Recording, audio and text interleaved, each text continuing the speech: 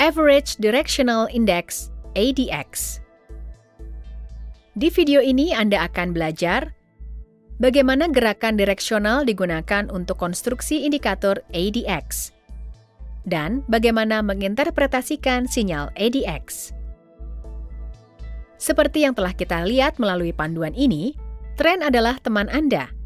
Namun pertanyaan besarnya adalah, apakah suatu sekuritas ini sedang dalam tren atau tidak?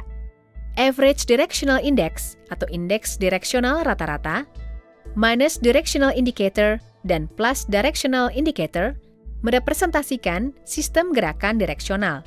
Fitur kunci sistem gerakan direksional adalah bahwa ia pertama-tama mengidentifikasikan apakah suatu pasar sedang dalam tren sebelum memberikan sinyal untuk trading trend. Diciptakan Welles Wilder, indikator ini mengkategorisasikan sekuritas dengan karakteristik tren mereka.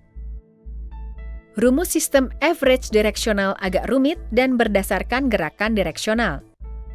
Gerakan direksional ditentukan dengan membandingkan perbedaan antara kerendahan atau ketinggian hari ini dan kerendahan atau ketinggian kemarin. Dalam kasus gerakan naik, perbedaan antara ketinggian saat ini dan ketinggian sebelumnya dihitung sebagai gerakan direksional. Ketika harga bergerak lebih rendah, harga bergerak turun, perbedaan antara kerendahan saat ini dan kerendahan sebelumnya diukur sebagai gerakan direksional minus.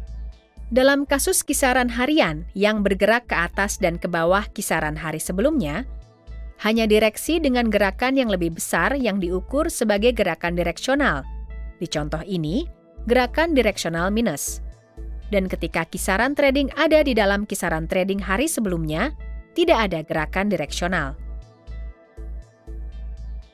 Directional Indicator atau DI dihitung dengan membagi gerakan direksional dengan kisaran sebenar. Namun satu hari gerakan direksional tidak menghasilkan tren. Itu mengapa Wilder merekomendasikan 14 periode untuk menghitung indikator direksional. Semua perhitungan ini bisa menghasilkan indikator yang disebut dengan indeks gerakan direksional atau DX yang mengukur perbedaan antara dua DI. Jumlah merefleksikan total presentasi hari gerakan direksional. Wilder merekomendasikan untuk memperhalus aksi DX untuk membuat pergerakan harga indikatif di ketinggian dan kerendahan ekstrim. Penghalusan dilakukan dengan mengambil rata-rata DX 14 hari, membuat indeks gerakan average direksional atau ADX. Indeks average direksional bisa digunakan untuk menentukan apakah suatu sekuritas sedang tren atau tidak. Wilder memberikan petunjuk bahwa tren kuat hadir ketika ADX di atas 25. Tren tidak ada ketika ADX di bawah 20.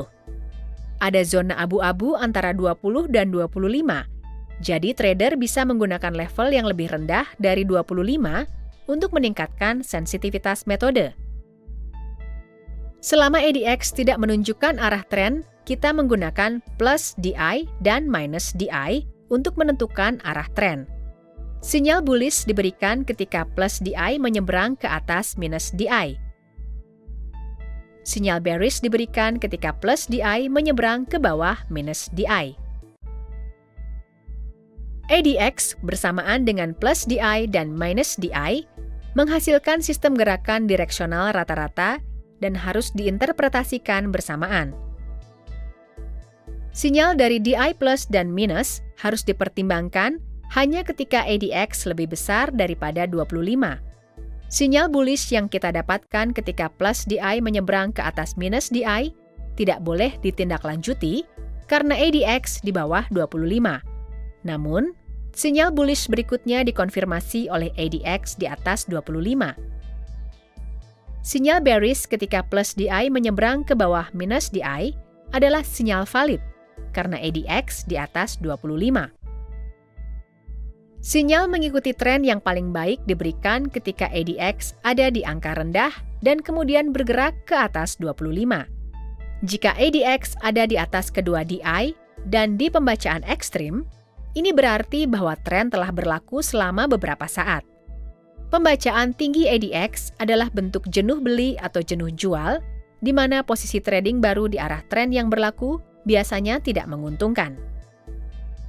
Dengan kata lain, Ini bukan titik baik untuk membuka posisi trading baru, karena DI bisa menyeberang ulang ke arah tren yang sedang berlangsung.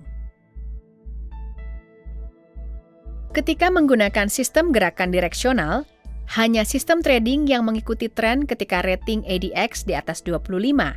Dan ingat bahwa level ADX merefleksikan tingkat gerakan direksional, bukan direksi itu sendiri.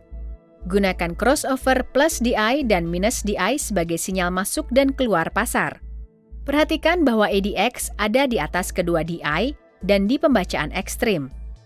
Ini mencerminkan tren yang jenuh beli atau jenuh jual dan bisa berperan sebagai peringatan ke arah koreksi. Ketika ADX di bawah kedua ADX, hindari sistem yang mengikuti tren karena ada indikasi sedikit gerakan direksional, tak peduli posisi ADX relatif ke DI. Di video berikutnya, kita akan berbicara mengenai indikator Ichimoku Kinko Hyo. Terima kasih telah menonton.